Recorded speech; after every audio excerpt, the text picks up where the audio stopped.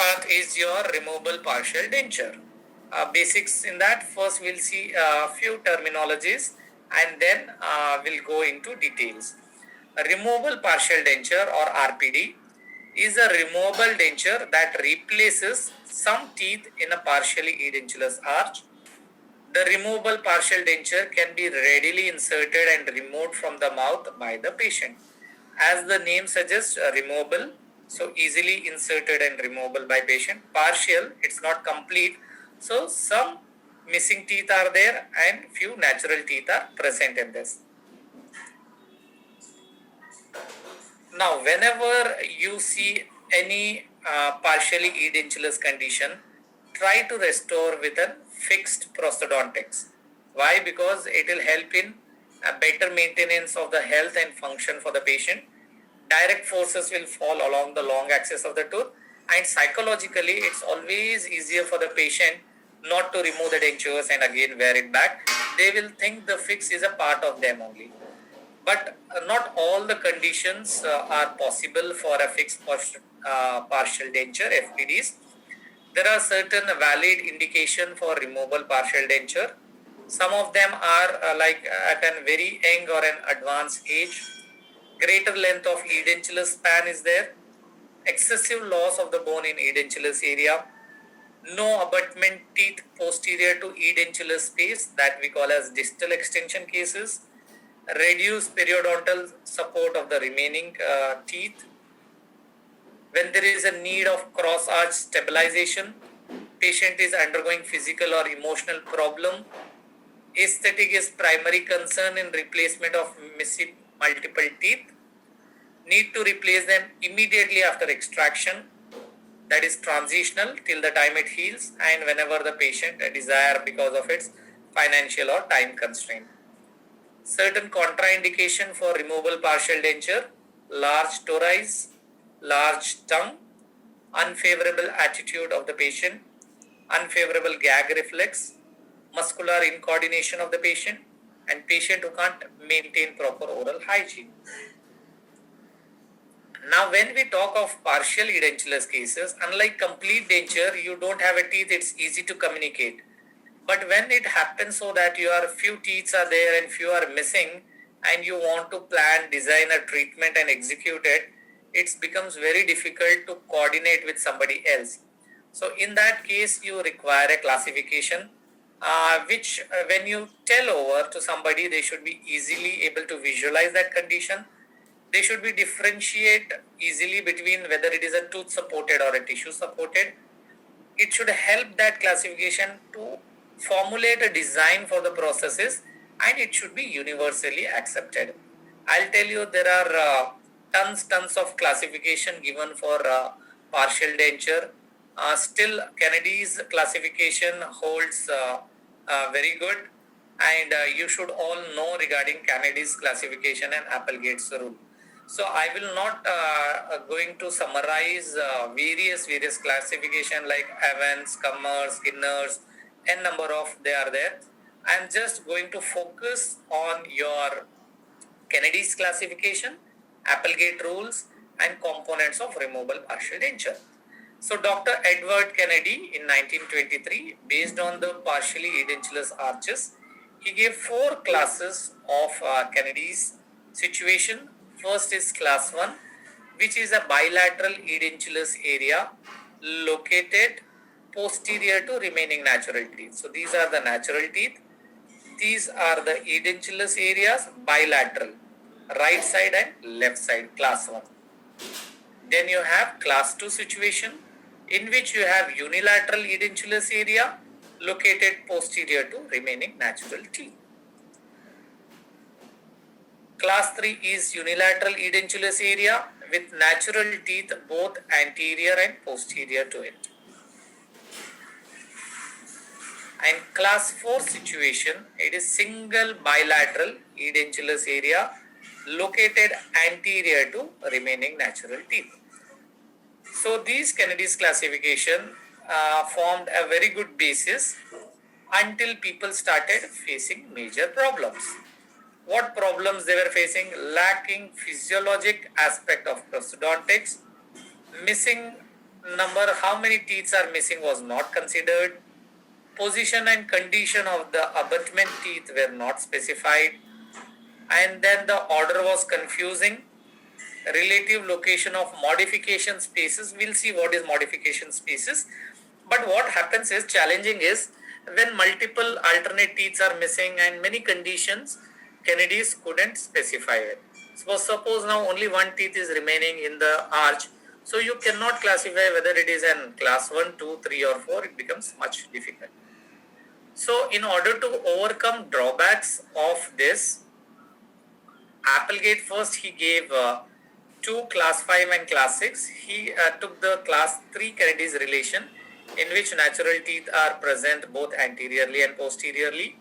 He said class 5 is an edentulous area bounded anterior and posterior by natural teeth, but the anterior teeth, which is the abutment, it is not suitable for support. That is class 5 situation. And class 6 situation, both anterior and posterior abutment are strong. These are known as Kennedy's Applegate class 5 and class 6.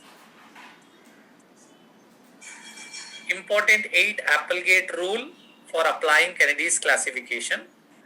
Rule number 1, it says classification should follow rather than precede any extraction of teeth that might alter the original classification. Suppose now patient 6 is missing, 7 is missing. Okay, this is the condition. Now suppose 8 is grossly destructed and you are planning for an extraction.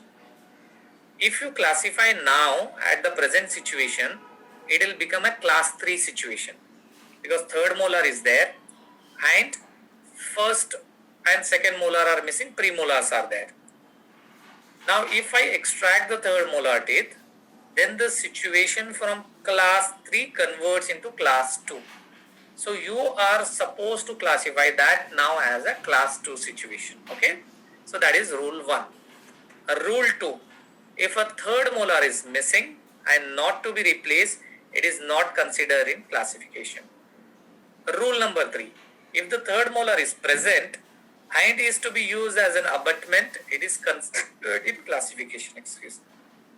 Rule 4, if second molar is missing and it is not to be replaced, it is not considered in the classification. When suppose in opposing tooth there is no second molar and you are not planning to replace, then don't consider in classification.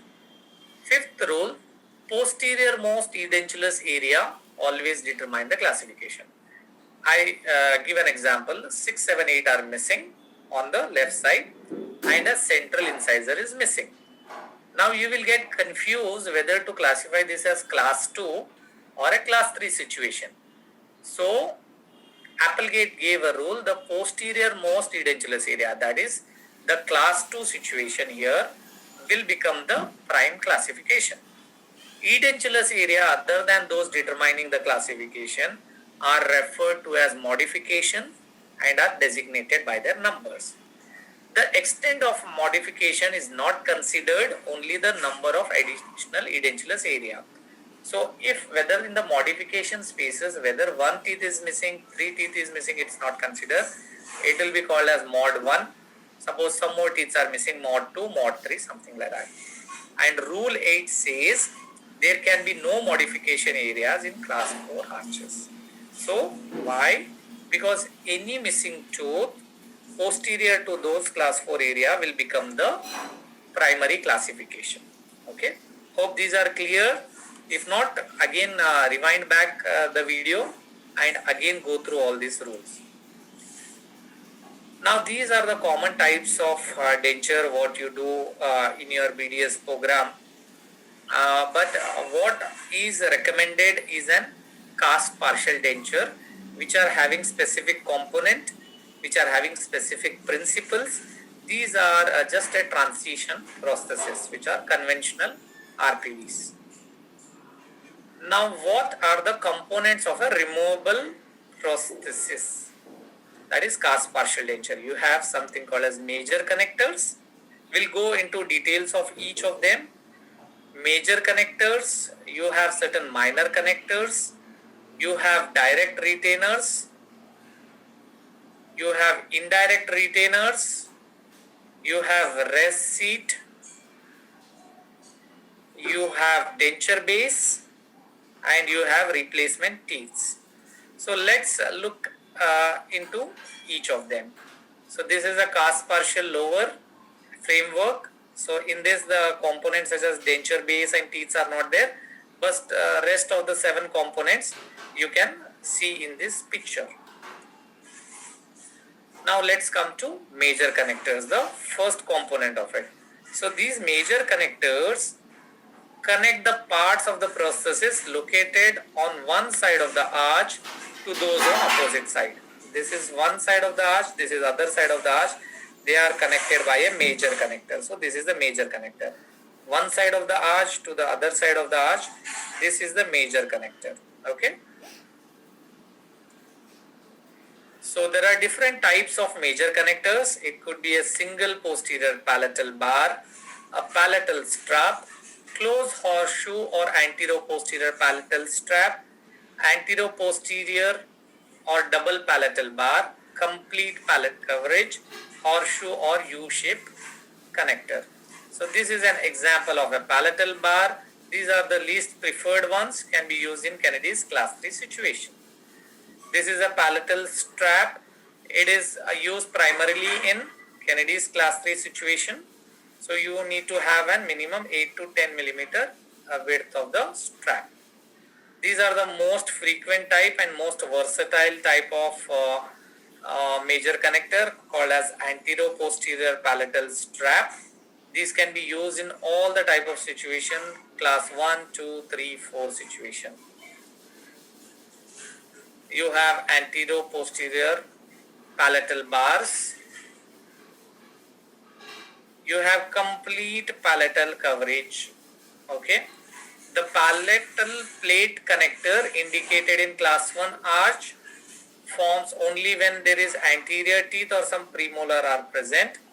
These abutment teeth which are there, they are periodontally weak. So this will also provide indirect retention. Okay. Then you have horseshoe shape, use of full palatal coverage. Now this palatal portion is cut, that becomes an open end horseshoe shape. Whenever there are large tori's or patient has an hypergag reflex, then you can use this type of major connectors. Now we move on to mandibular major connectors. 4 types: lingual bar, lingual plate, double lingual bar and labial bar connector. So this is the first type, lingual bar connector. It is indicated whenever there is a presence of high floor of the mouth, extreme lingual tilt of anterior teeth or inoperable lingual tori, excluding this. A lingual plate connector, again this is most versatile use connector type of connector. It consists of a lingual bar plus a metal plate extending superiorly above the cingula but not higher than the middle third of the teeth. The superior border must be scalloped, okay, so that it extend into the interproximal area and patient will feel a little more natural. Indications, so these have got a plenty of indication. Whenever periodontally weak teeth are there, indirect retention is required. That time, in presence of inoperable lingual tori are there, when mandibular natural anterior teeth may need to be replaced in near future, you can use it. And this is an double lingual bar, also called as lingual Kennedy's double lingual bar. The double lingual bar is composed of an conventional lingual bar and a second narrower bar located between the cingula inferiorly and the contact point superiorly. Okay. Another which you should know is the labial bar major connector. This is the labial bar major connected. This is selected when natural teeth are too much lingually inclined. Okay. Recontouring, orthodontic treatment or restoration with crown may correct the problem. But when such treatment is impossible or impractical, a labial bar is used. This is unaesthetic, a little foot get lodged over there. It has its own problem.